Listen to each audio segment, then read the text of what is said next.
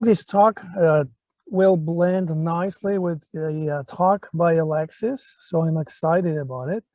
And my plan or my goal is to somewhat introduce a little bit this technique of this field, which still it's quite, I would call it, underexploited, considering the opportunities and the results that it can provide as far as understanding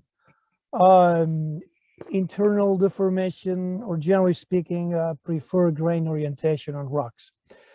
So we're talking about the anisotropy of magnetic susceptibility. You can consider it as a branch of paleomagnetism or rock magnetism. Doesn't really matter much. Just a few words, what I call a survival kit to understand magnetic susceptibility. I don't want to offend anyone here, just to make sure that we're on the same page. And it's basically the response of materials to an external magnetic field.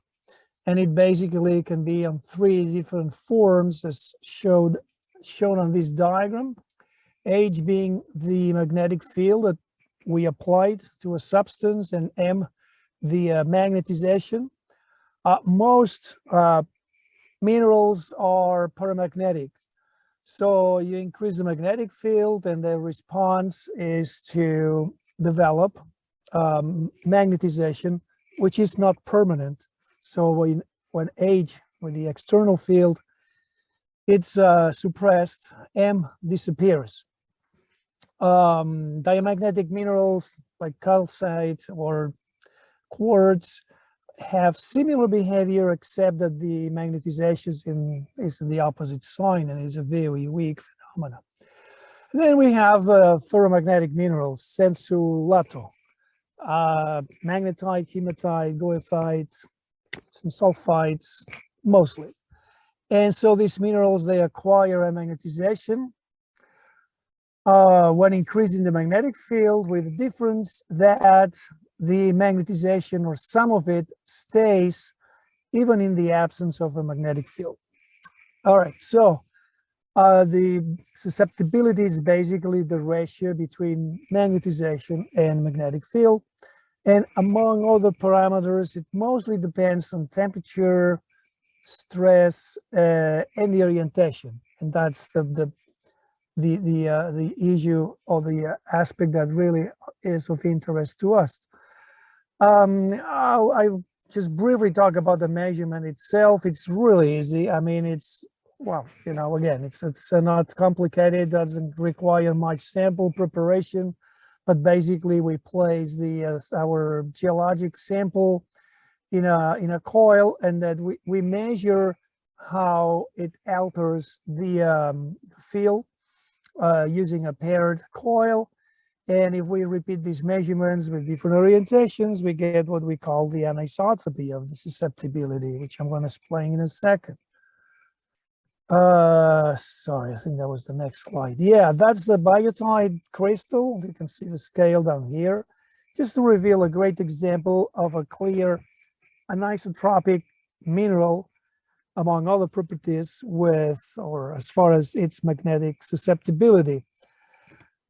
And sure enough, the maximum susceptibility is along the cleavage plane, right, the 0, 1, 0 plane.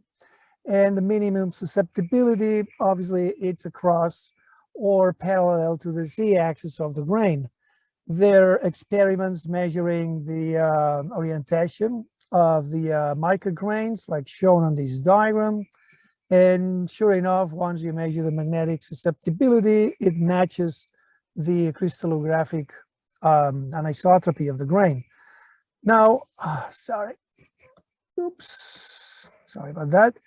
Now, rocks are made of minerals. Minerals are anisotropic. So when we measure a rock, like this example shown in the upper part of the slide in here, this is an assemblage of thousands of grains, of course.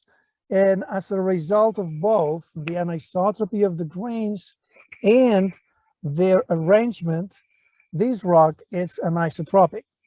So it has an easy and a hard direction for magnetic susceptibility. And so we typically describe this as second rank tensor, second order, a tensor. The easiest way is to visualize an ellipsoid. And this ellipsoid has a long axis, a short and intermediate axis.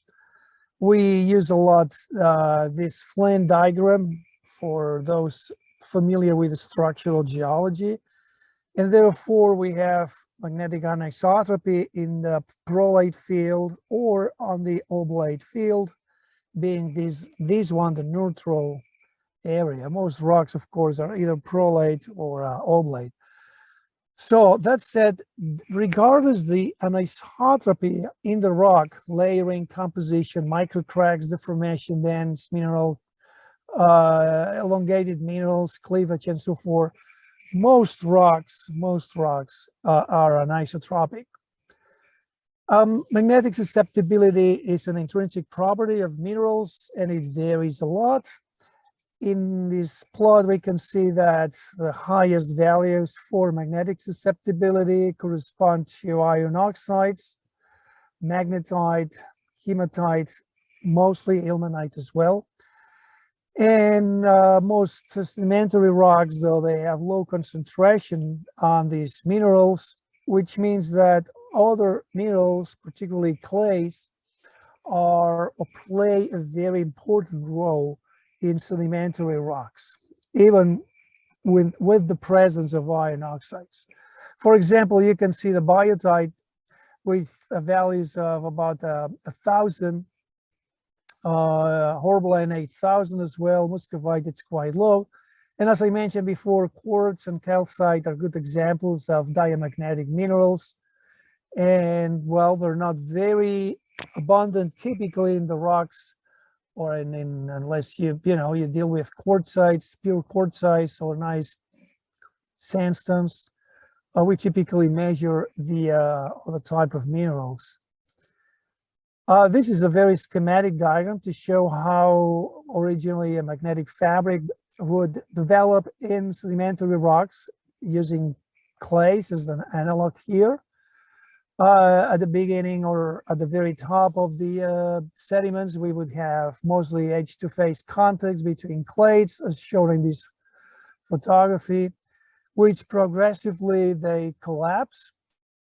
The voids are narrowing, domains develop, at some point change as well, and eventually we get mostly a planar face-to-face contact of the clays, and that's obviously gonna produce a strong anisotropy at rock level with a long axis with embedding plane, the minimum axis perpendicular.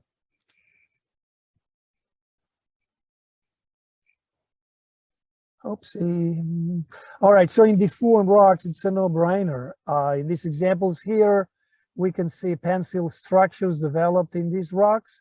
The pencil actually shows the long axis, and sure enough, on the stereo net, we can see how the maximum axis of susceptibility, shown as squares on the stereo net, mimic the long axis of the pencil structures. In areas where pseudo cleavage or not strongly developed cleavage, like this illustration at the bottom, we observe a pattern which is best summarized or illustrated by this diagram here. Squares are the maximum axis of susceptibility, which in this case are parallel or contained with this protofoliation, and a girdle of minimum and intermediate axis distributed within the flattening or the layer parallel shortening surface. Now, the interesting thing for us as geologists is that using magnetic anisotropy, we can observe, quantify, if you will, preferred grain orientation in rocks that lack any structure visible. These rocks, for example, are flat-lying. They're several kilometers south and away from the most southernmost thrust. This is in the Pyrenees, so supposedly not deformed. There's nothing visible in the field, yet when we measure the magnetic anisotropy, we can see that there's a subtle orientation of the axis. And that's particularly visible in site 2, where you can see this grouping of the squares, which are the long axis, the maximum axis of susceptibility, and contained within the bedding plane by grouped as the result of a northeast southwest compression, and the minimum axis stay normal to the bedding plane. Now, that means that it opens a huge, a lot of applications, and there's a lot published out there, especially in conversion zones, in accretionary prisms, in foreland basins, like in the Pyrenees, either the French or the Spanish sides of the Pyrenees. And sure enough, you can see a progression in these areas from almost not deformed rocks, again, rocks that are flat lying, no cleavage whatsoever. They show this cluster of maximum axes, which are consistent with a local shortening, yet the minimum axes stay vertical, perpendicular to bedding. So we go from a context like that towards a highly strained domain, if you will, with the minimum axis that mimic cleavage when it's apparent. Similar idea in accretionary prisms, where we did some studies, especially in the Nankai prism, where you can find, you can detect subtle yet measurable shortening in layer parallel shortening in sediments far away from the frontal thrust. The origin of this feeble, so very weak magnetic anisotropy, again, which is the outstanding part of this business, if we will, because we can measure this very subtle reorientation of grains. So this fabric could be either penetrative, so affecting a chunk or a bulk of grains, if you will. This is a cartoonish view of phyllosilicates, if you will, and they're slightly physically rotating, producing intersection zones, and that's what's reflected as the maximum axis of susceptibility. But we can also have areas with small deformation bands. In this case, that would be stylolytic cleavage. That's what I call domains of deformation, and they would produce also a measurable, strong magnetic anisotropy. Well, speaking of deformation bands, and regardless the lingo, there's zones, as Alex has explained before, and occasionally what you have is the reorientation of the platy grains, clay minerals. And so in this example here, we would have a zone dominated by planar clay minerals, which again are the main contributors of magnetic susceptibility in sedimentary rocks. So those areas would contribute towards, or they would give a sedimentary fabric, yet in here, these reoriented clays would produce a fabric which is totally, which responds to the reorientation of the clays. Now, depending on the spacing and the density of these bands, sedimentary over tectonic fabric would dominate the total signal of the fabric. In accretionary prisms, these deformation bands, by the way, are very abundant. And we suspect that what we measure for example, in the Nankai thrust are these deformation bands. And they're nicely illustrated here when you can see bedding, and also these colored zones, they correspond to small deformation bands. You can see some offset in here. And we suspect that a number of these deformation bands would be enough to produce the AMS, the magnetic anisotropy that we measure in these rocks. A further advantage of the method that we've been talking about is that somewhat we can visualize, in the sense of measure, open spaces in rocks and sediments, namely pores and microcracks, using or taking advantage of magnetism. So for that matter, and by the way, there's some literature which is mentioned at the bottom of the slide, what we do is fill up, impregnate, if you will, this rock with a magnetic fluid. So a solution, oil-based typically, which has in suspension nanoparticles of magnetite. So extremely high magnetic susceptibility. That high that the magnetic susceptibility of the rock, it's it's negligible, in other words, it could be neglected. So this is an example on this slide. At the top, we have a very cartoonish view of a sedimentary rock. The yellow particles represent the biotite or clays minerals, so they're horizontal, parallel to the positional planes. And let's suppose that this rock has some cracks. This is not to scale, as shown in here with these thick black lines. Well, if we measure the magnetic susceptibility, its anisotropy of this rock, it still would produce the typical sedimentary fabric. In other words, the maximum susceptibility axis contained within the basal planes of these clay particles, so parallel to bedding, and the minimum axis of susceptibility would be perpendicular to it. So this magnetic fabric would not see the micro cracks because they actually are not associated to a grain preferred orientation. Now, if we take this rock and we fill it up, as shown here, with a highly magnetic fluid, as shown here in red, let's assume that the micro cracks then are filled with this ferrofluid.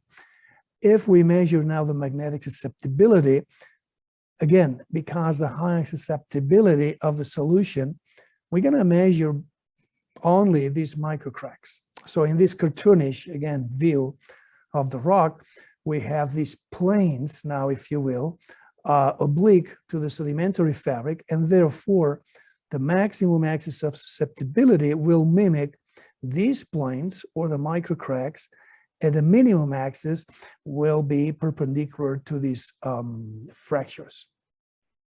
So this method of AMS using magnetic fluid allows measuring preferred orientation of long axis of micro cracks, in few words. Now, to end up, sum up this talk, we'd like to highlight that the method is extremely sensitive to rock fabrics. Extremely subtle grain preferred orientation can be measured with magnetic susceptibility.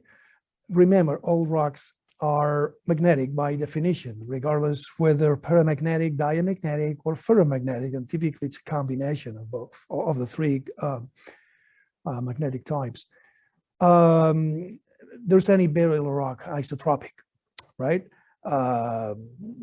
Granite seemingly isotropic. When we measure the magnetic anisotropy, well, we measure flow emplacement, for example, or shearing within the granite. Marbles are also not isotropic when we measure the magnetic properties, and the magnetic susceptibility reveals or somewhat is related to the stress field. Deep sea sediments obviously will show a depositional sedimentary fabric and so forth.